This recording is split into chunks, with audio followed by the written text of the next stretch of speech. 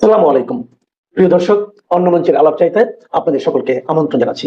এবং জেনেছেন যে ভারতে প্রবাসী বাংলাদেশের প্রাক্তন প্রধানমন্ত্রী শেখ হাসিনার পক্ষে লন্ডনের বিখ্যাত ল ফার্ম ডাউটি স্ট্রিট দুদিন আগে 28শে মে একটি চিঠি, যাকে চিঠি না বলে আইনি নোটিশ বলাই ভালো, সেটা দিয়েছেন কাকে?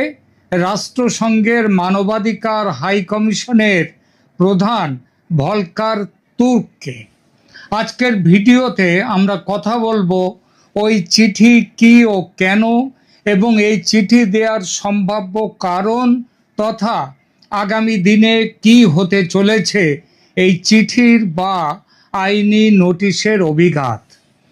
এই চিঠি জমজমাট, কারণ এতে দাবি করা হয়েছে OHCHR মানে সহজ কথায় জাতিসংঘের মানবাধিকার কমিশন, তাদের রিপোর্টে থাকা 1400 নিহতের সংখ্যাটি অত্যন্ত বেঠিক, এর কোনো তথ্যগত প্রমাণ নেই, অতএব মন গড়া, এবং এটি করা হয়েছে একটি মাত্র উদ্দেশ্য নিয়ে, যাতে এই সংখ্যাকে ব্যবহার করে শেখ হাসিনাকে মাস মার্ডার বা গণহত্যার আসামি হিসেবে ফ্রেম করা যায়, যেটা হয়েছে পরবর্তীকালে।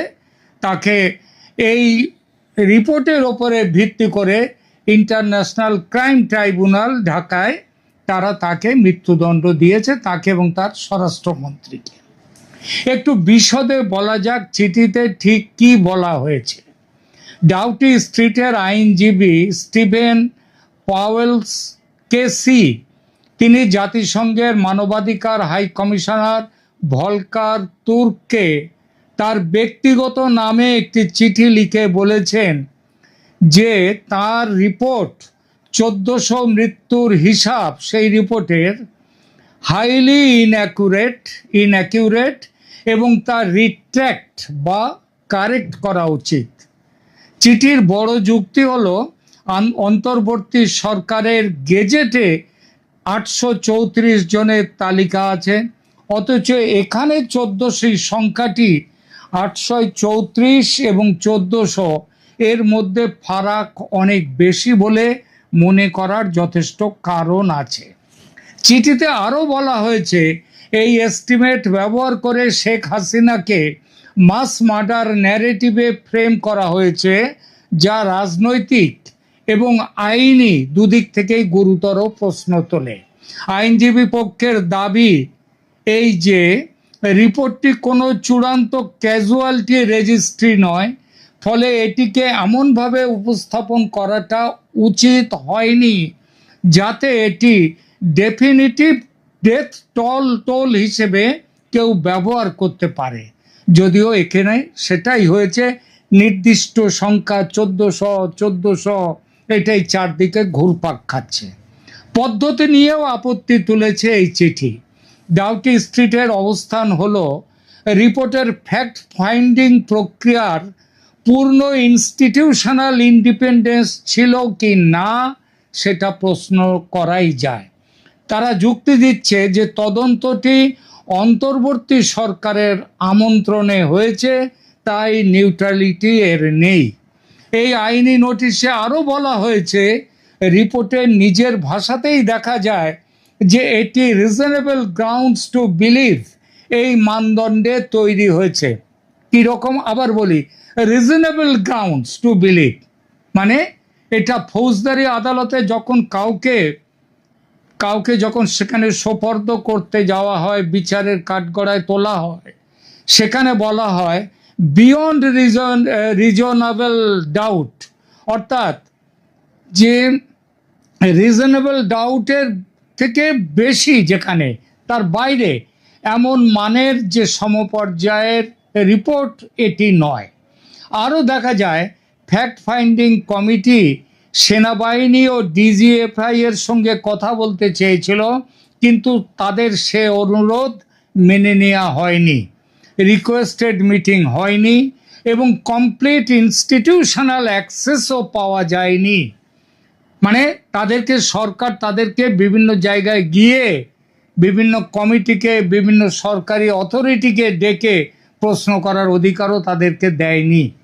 ডাউটি স্ট্রিট এই সীমাবদ্ধতাগুলোকে আরো বড় করে তুলে ধরেছে এবং বলেছে এই সীমাবদ্ধতা নিয়ে এমন গুরুত্বপূর্ণ বিষয়ের ওপর একটি রিপোর্ট প্রকাশ করা উচিত হয়েছে কিনা এটা ভেবে দেখা দরকার ছিল।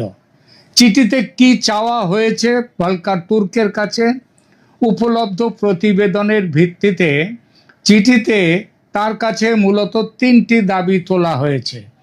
রিপোর্টের 1400 সংখ্যাটি সংশোধন করুন বা প্রত্যাহার করুন। ক্যাজুয়ালিটি ফিগারের ভুল ব্যবহার কেন করা হলো তার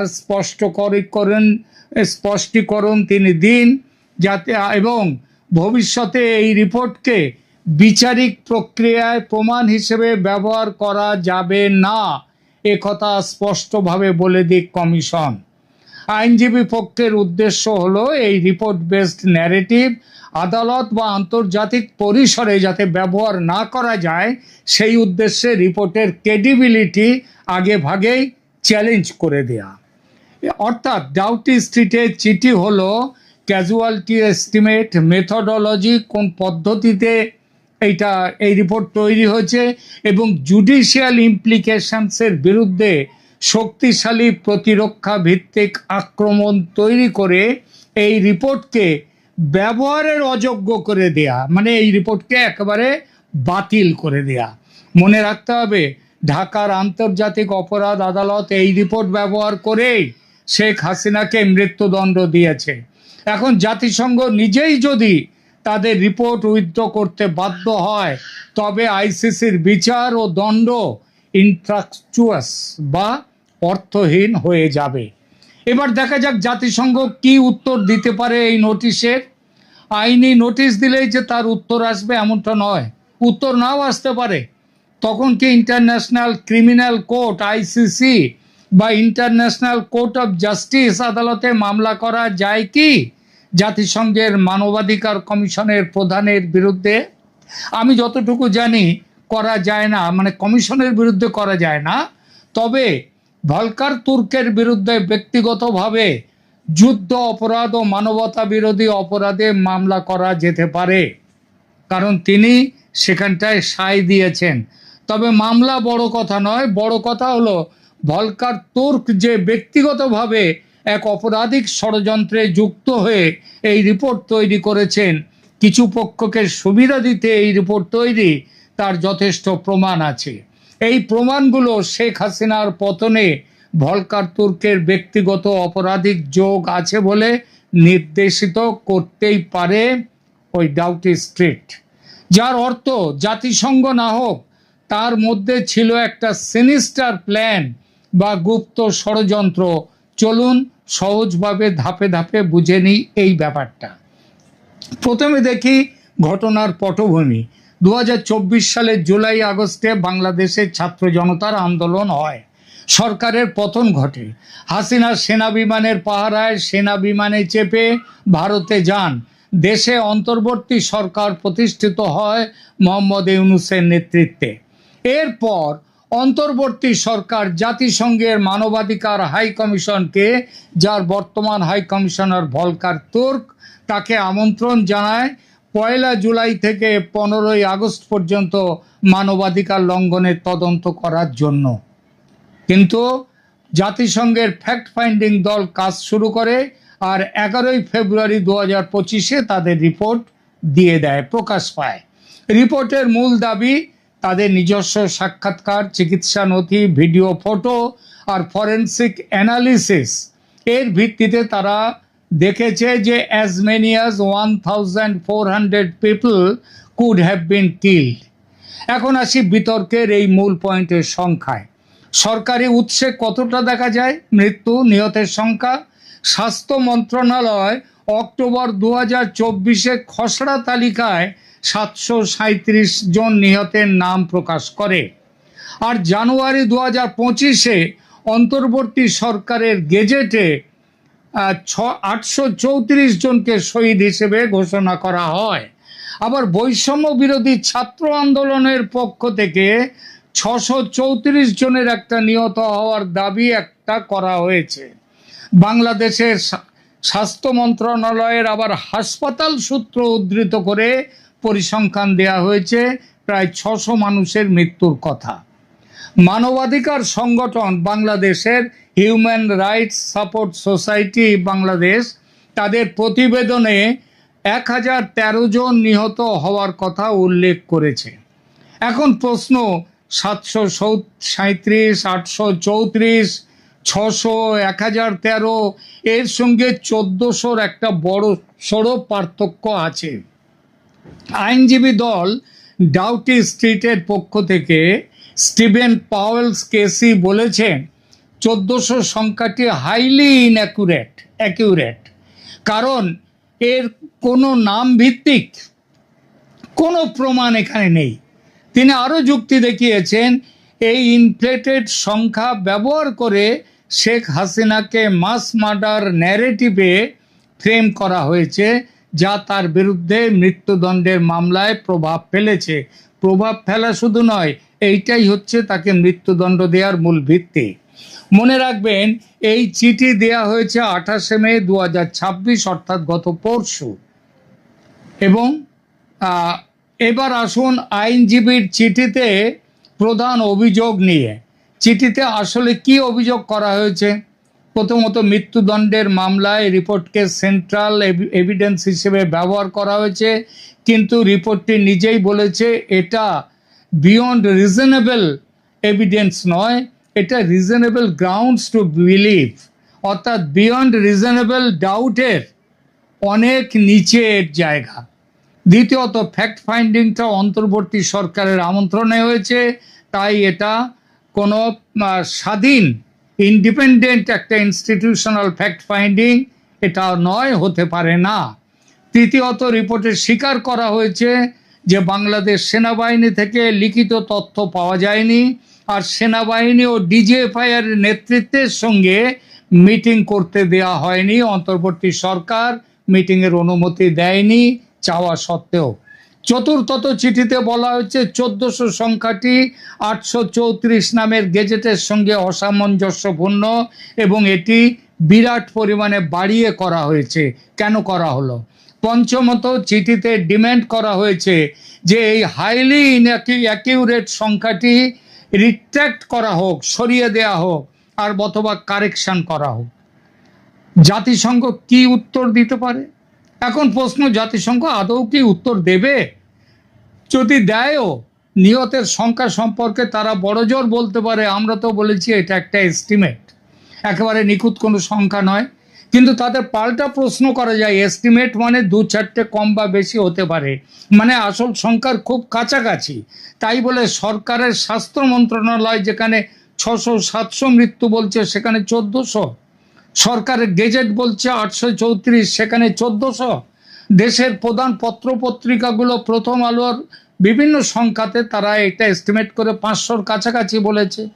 ফ্রান্সের লামান্ড পত্রিকা বলেছে নিহতের সংখ্যা 300, সেখানে জাতিসংঘের মানবাধিকার কমিশন কিনা বলছে মরেছে 1400-র মতো। এত যে বাড়িয়ে বলা হলো সংখ্যা, সেটা কাদের হাতে তামাক কে? তারা ফ্যাক্ট ফাইন্ডিংয়ে গিয়েছিল নাকি নতুন করে গল্প ফাঁদবার জন্য গিয়েছিল? এমন ফ্যাক্ট ম্যানুফ্যাকচারিং করার জন্য কাদের ব্যবহার করেছিল ভলকার তুর্কের সংস্থা, সেটা একটু দেখা যাক। অন্তত একজনের নাম কিন্তু প্রকাশ্যে এসেছে। এই মহাশয়ের নাম সিবগাতুল্লাহ সিবগা, যিনি আরিফুল ইসলাম রিমন নামেও পরিচিত। তিনি বাংলাদেশ ইসলামী ছাত্র শিবিরের রাজনীতির সাথে যুক্ত। সোশ্যাল মিডিয়া এবং বিভিন্ন রাজনৈতিক আলোচনার পরিসরে তার নাম জাতিসংঘের ফ্যাক্ট ফাইন্ডিং মিশনের সাথে জড়িয়ে বিভিন্ন দাবি ও গুঞ্জন শোনা গেছে। আরিফুল ইসলাম রিমন নিজের মুখে একথা স্বীকারও করেছেন। তিনি সাক্ষী এনেছেন নিজের পছন্দ মতো, তাদের কথার অনুবাদ করেছেন নিজের ভাষায় নিজের পছন্দ মতো। জামাতের কথায় আইন উপদেষ্টা আসিফ নজরুলের রেকমেন্ডেশনে এবং প্রধান উপদেষ্টা মোহাম্মদ ইউনূসের অনুমোদনে এই ছাত্র শিবিরের নেতা ফ্যাক্ট ফাইন্ডিং কমিশনের স্থানীয় সহযোগী হয়েছে। স্থানীয় সহযোগী হিসেবে একদম প্রথম থেকে শেষ পর্যন্ত যুক্ত ছিলেন। এটা আমার কথা নয়, ওই আরিফুল ইসলাম রিমনের নিজের কথা। এখন আসি সবচেয়ে গুরুত্বপূর্ণ একটি প্রশ্নে, কোন উদ্দেশ্যে ভলকার তুর্কের সংগঠনকে এই কাজে লাগানো হয়েছিল? জাতিসংঘের সিনিস্টার প্ল্যান বা গুপ্ত ষড়যন্ত্র ছিল কি এর পেছনে, নাকি অন্য কারো? প্রকাশ্য উৎসে এখনো এমন স্বাধীন প্রমাণ পাওয়া যায়নি যা নিশ্চিতভাবে দেখায় যে জাতিসংঘ ইচ্ছাকৃতভাবে শেখ হাসিনার পতনের জন্য চক্রান্ত করে এটা করেছে। যেমন ডিপ স্টেট বা আমেরিকার বা পশ্চিমা শক্তির চক্রান্তের কোনো প্রামাণ্য নথি নেই। প্রামাণ্য নথি আছে শেখ হাসিনার পতনের, কিন্তু শেখ হাসিনা তো বলেছেন এরাই তার পতনের কারণ। এখানে তাই বলে, এখানেও তাই বলে, যেমন ডিপ স্টেট বা আমেরিকার চক্রান্ত একেবারে এখানেও নেই সেরকম কিছু। মানে যে শেখ হাসিনার পতনও যেমন চক্রান্তের গন্ধ ছিল, কিন্তু প্রমাণ ছিল না সরাসরি, এখানেও তাই দিনের আলোর মতোই দেখা যাচ্ছে। অন্তত একটা প্রমাণের কথা তো বলতেই হয়, দিনের আলোর মতো যেটা ভলকার তুর্ক নিজেই স্বীকার করেছেন, শেখ হাসিনার সরকারের পতনের কয়েক ঘন্টা আগে তিনি ফোন করেছিলেন সেনাপ্রধানকে, তার একদিন দুদিন আগে বলেছিলেন ছাত্র জনতার ওপর সেনা যেন গুলি না চালায়, অনুরোধ নয় হুমকির সুরে বলেছিলেন। হুমকি দিয়ে বলেছিলেন সেনা যদি গুলি চালায় তাহলে রাষ্ট্রসংঘের শান্তি মিশন বাহিনী থেকে বাংলাদেশ সেনাকে বহিষ্কার করা হবে। ওয়াকারুজ্জামান পরে এই ফোনের বার্তা অস্বীকার করেছেন। তাহলে দুজনেই তো আর সত্যি কথা বলতে পারেন না, কিংবা দুজনেই মিথ্যে কথা বলতে পারেন না। মিথ্যে কথা দুজনের একজন বলছেন। আপনি ভাবুন, নিজেকেই প্রশ্ন করুন, কে মিথ্যে বলছেন, কেন বলছেন? আন্দোলনকারীদের ওপর গুলি চলবে কিনা সেটা ঠিক করবে জাতিসংঘ। দেশের সার্বভৌমত্ব বলে কিছু নেই। আসলে পাপ চিরকাল চাপা থাকে না, চাপা দিয়ে রাখা যায় না, একদিন না একদিন ফুটে বেরোবেই।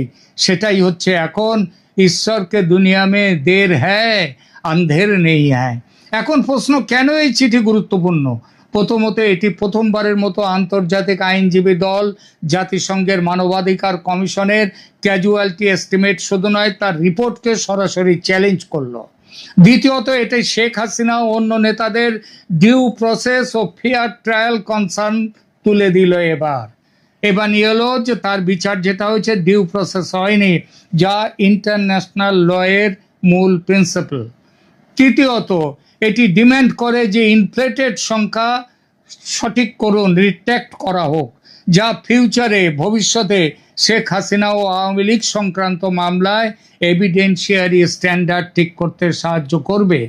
চতুর্থত, এটি আন্তর্জাতিক দুনিয়াতে পাবলিক ডিসকোর্সে ন্যারেটিভ ম্যানিপুলেশন নিয়ে প্রশ্ন তুলেছে, যা দুনিয়াকে ভাবতে বাধ্য করবে যে বাংলাদেশে কোনো স্বাভাবিক গণ অভ্যুত্থান হয়নি, যা হয়েছে সেটা একটা ডিপ রুটেড কনস্পিরেসি।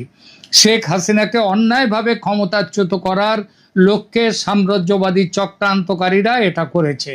এবং পঞ্চমত, আগামী দিনে ইন্টারন্যাশনাল ক্রিমিনাল কোর্ট বা বাংলাদেশের আদালত যেখানে হোক শেখ হাসিনা যে মামলা করতে চলেছেন তার ভিত্তি তৈরি করলো এই চিঠি। শেষ কথা, এই চিঠি শেখ হাসিনার পতনে জাতিসংঘের সিনিস্টার প্ল্যান প্রমাণ করে না, কিন্তু তাদের রিপোর্টের মেথোডোলজি, ক্যাজুয়ালিটি এস্টিমেট এবং জুডিশিয়াল ইউজ নিয়ে গুরুতর প্রশ্ন তুলেছে। এই বিতর্কটি আমাদের শেখায় যে কোনো ফ্যাক্ট ফাইন্ডিং রিপোর্ট যদি ক্রিমিনাল কনভিকশন বা ডেথ সেন্টেন্সের মতো মামলায় ব্যবহার করতে হয়, তবে তার আন্ডারলাইং ডেটা, উইটনেস টেস্টিং আর ক্রস এক্সামিনেশনের সুযোগ অত্যন্ত গুরুত্বপূর্ণ। জাতিসংঘের রিপোর্ট, এই রিপোর্ট সেই স্ট্যান্ডার্ডে ডাহা ফেল করেছে। ভিডিওটি ভালো লাগলে লাইক দিন, কমেন্টে জানান আপনার মতামত এবং সাবস্ক্রাইব করুন আমাদের চ্যানেল ক্যালকাটা ডায়ালগসকে। পরবর্তী ভিডিওতে আমরা আরো গভীরে যাব এই বিষয়ে।